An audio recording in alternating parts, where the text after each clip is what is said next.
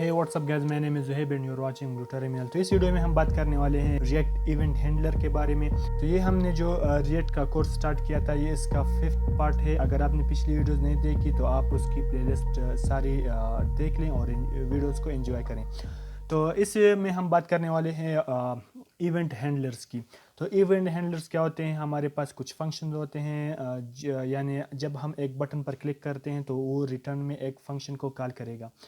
तो इसके लिए हम ऑन क्लिक और on change, mouse enter, mouse leave, ये फंक्शन हम यूज़ करते थे। और सेम ही फंक्शन हम वनीला जावास्क्रिप्ट में भी यूज़ करते हैं, मगर कुछ चेंजेस के साथ। तो यहाँ पर अगर मैं एक वनीला जावास्क्रिप्ट का एक फंक्शन आपको दिखा दूँ, तो ये मैंने हमारा जो बटन होता है मैंने इसको क्रिएट की, क्लिक में लिख लेता हूँ। ओके, तो यहाँ पर जो हम वनीला जावास्क्रिप्ट में यूज़ करते थे तो वो था क्लिक ऑन क्लिक, और कोड्स के अंदर हम अपना फंक्शन को लिख लेते थे, यानी हैंडल क्लिक। ओके, ये हमारा बेसिकली एक फंक्शन होता था जो हम कॉल करते थे हमारी जो वनीला जावास्क्रिप्ट में। जब हम इस बटन पर क्लिक करते थे तो वो फंक्शन कॉल होता था। मगर यहाँ पर मेथड कुछ चेंज है, तो जो हमने यहाँ पर अनक्लिक लगाया है इसको हम कैमल केस में कन्वर्ट कर लेंगे, और जो हमारा कोट्स के अंदर हमने लिख लिया था इसको चेंज कर लेंगे हम अपनी जो करली ब्रेसेस होते हैं इसमें। तो यहाँ पर अनक्लिक जो फंक्शन है वो मैं यहाँ से हटा लेता हूँ। मैं यहाँ पर एक एरो फंक्शन डिफाइन कर लेता हूँ। ओके, तो यहाँ पर मैं कुछ प्रिंट कर लेता हूँ कंसोल में, क्लिक्ड ऑन मी। ओके, तो जब ही मैंने यहाँ पर सेव किया तो हमारा बटन यहाँ पर शो होने लगा। तो यहाँ पर मैं अपनी कंसोल को ओपन कर लेता हूँ, हमारा जो कंसोल टैब है, और यहाँ पर ऑन क्लिक पर मैं जब क्लिक करूँगा तो यहाँ पर एक हमारे लिए कुछ प्रिंट हो जाएगा जो हमने यहाँ पर पास की थी कंसोल डॉट लॉग में। तो यहाँ पर मैं क्लिक कर लेता हूँ, जो हमने लिखा था क्लिक ऑन मी यहाँ पर प्रिंट होने लगा। ओके, तो ये हमारा ऑन क्लिक इवेंट हैंडलर था।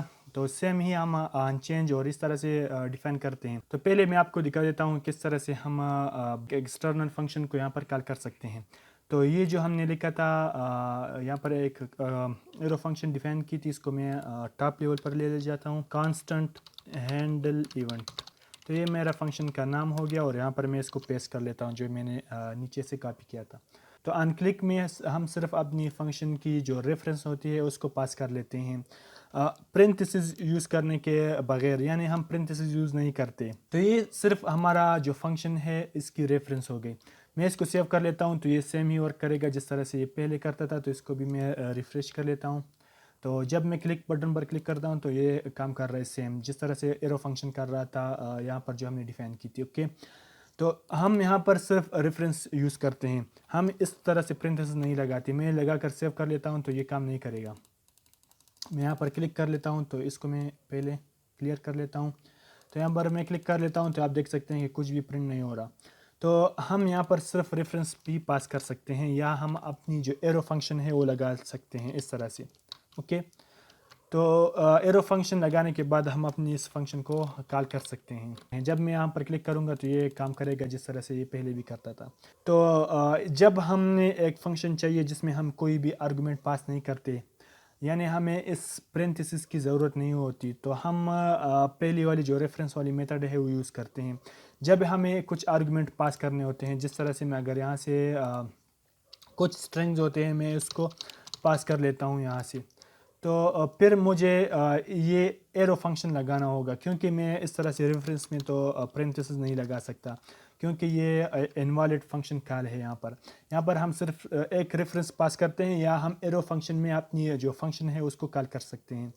तो अब यहाँ पर मैंने जो पेरेंथेसिस लगाए हैं, तो यहाँ पर मैं इसके लिए एरो फंक्शन भी क्रिएट कर लेता हूँ। ओके, अब मैं यहाँ पर इसको गेट कर सकता हूँ। तो यहाँ पर मैं लगा लेता हूँ str, और जो हमारा कंसोल लॉग है इसको मैं चेंज कर लेता हूँ str से।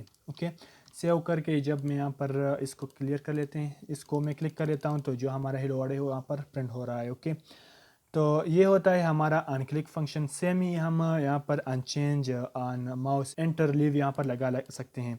तो इसके लिए मैं यहाँ पर एक h1 टैग लगा लेता हूँ, और यहाँ पर हुअर मी। ओके, और यहाँ पर मैं ऑन माउस एंटर जो हमारा इवेंट होता है मैं इसको एंटर कर लेता हूँ यहाँ पर। और जो हमारा ये फंक्शन है मैं सेम ही इस फंक्शन को भी यूज़ कर सकता हूँ और यहाँ पर मैं एक एरो फंक्शन को भी लगा सकता हूँ। तो मैं एरो फंक्शन को लगा लेता हूँ, यहाँ पर हुआर लिख लेता हूँ। ओके, जब मैं ये हुआर में जो लिखा हुआ है इस पर मैं अपने माउस को एंटर करूँगा तो आप देख सकते हैं कि कंसोल में कुछ प्रिंट होने लगेगा। तो मैं एंटर कर लेता हूँ। ओके, तो यहाँ पर प्रिंट हो गई। तो इस तरह से हम हमारे जो माउस एंटर है वो इवेंट हम यहाँ पर लगा सकते हैं। सेम तरीके से हम अनचेंज को भी यहाँ पर लगा सकते हैं। तो इसके लिए मैं यहाँ पर इनपुट जो हमारा टैग होता है उसको लगा लेता हूँ और यहाँ पर टाइप में टेक्स्ट ऑन चेंज जो हमारा फंक्शन है वो यहाँ पर हम डिफाइन कर लेते हैं। तो मैं यहाँ पर हैंडल जो हमारा इवेंट फंक्शन है उसको कॉल कर लेता हूँ, जो इसकी रेफरेंस है वो पास कर लेता हूँ और यहाँ से मैं जो हमारा बटन है इसको मैं कम्प्लीटली रिमूव कर लेता हूँ। सेम ही इसको भी जो हमारा माउस एंटर था उसको भी रिमूव कर लेता हूँ। अब हमारे पास है हैंडल इवेंट, तो इसको मैं चेंज करके हैंडल इनपुट कर लेता हूँ हमारे फंक्शन को। ये सिर्फ नेम है तो हम नेम को चेंज कर लिया हमने। ओके, तो ये हमारे पास आ गई हमारी जो अनचेंज फंक्शन। अनचेंज का मतलब जब हम इनपुट में कुछ लिखेंगे या कुछ चेंज करेंगे तो ये फंक्शन कॉल होगा। तो फ़िलहाल के लिए मैं क्या कर लेता हूँ कि ये जो हमारा समथिंग हैपनिंग, ओके, जो हमारा इनपुट है वो यहाँ पर हमारे पास आ गई HTML में। ओके, और जब हमें यहाँ पर कुछ लिखूँगा तो ये प्रिंट होने लगेगा। तो यहाँ पर मैं कुछ लिखते रहता हूँ तो आप कंसोल में देख सकते हैं कि कुछ प्रिंट हो रहा है। ओके, तो हैंडल इनपुट फंक्शन में मैं यहाँ से जो इनपुट की करंट वैल्यू है वो पास करना चाहता हूँ। तो इसके लिए मुझे यहाँ से एक एरो फंक्शन डिफाइन करना होगा और जिस तरह से हम वनीला जावास्क्रिप्ट में लिखते हैं दिस, कि ये करंट जो टैग है इस सब वैल्यू हमें फिर दिस में मिलती है। तो सेम ही हम यहाँ पर यूज़ करने वाले हैं ई जो हमारा करंट टारगेट है। तो इसके लिए ई डॉट टारगेट और यहाँ से जो हमारी वैल्यू है वो मैं यहाँ से पास कर लेता हूँ। ओके, तो हमारे हैंडल इनपुट और यहाँ से मैं लिख लेता हूँ वैल्यू और इसको कंसोल को मैं हटा लेता हूँ। कंसोल की जो प्रिंट हो रही है इसको मैं वैल्यू से चेंज कर लेता हूँ। ओके, सेव करके यहाँ पर मैं रिफ़्रेश कर लेता हूँ, ये ऑटोमेटिकली रिफ़्रेश होती है। तो यहाँ पर अगर मैं कुछ लिखता हूँ तो आप देख सकते हैं कंसोल में अब प्रिंट होने लगेगा। तो इस तरह से अगर मैं कुछ भी लिख लेता हूँ तो ये कुछ भी प्रिंट कर देगा यहाँ पर। ओके, तो ये होता है हमारे पास अनचेंज फंक्शन जो हम बेसिकली फॉर्म में यूज़ कर सकते हैं कि हमें ये वैल्यू वैलिडेशन के लिए अवेलेबल हो। जिस तरह से मैं लिख लेता हूँ पासवर्ड, तो पासवर्ड मैच नहीं करता तो ये आपको बता देता कि ये password is not matched. Okay, तो ये हमारे पास होता है इवेंट्स। तो यहाँ पर मैं इनकी लिस्ट आपको दिखा दूँ।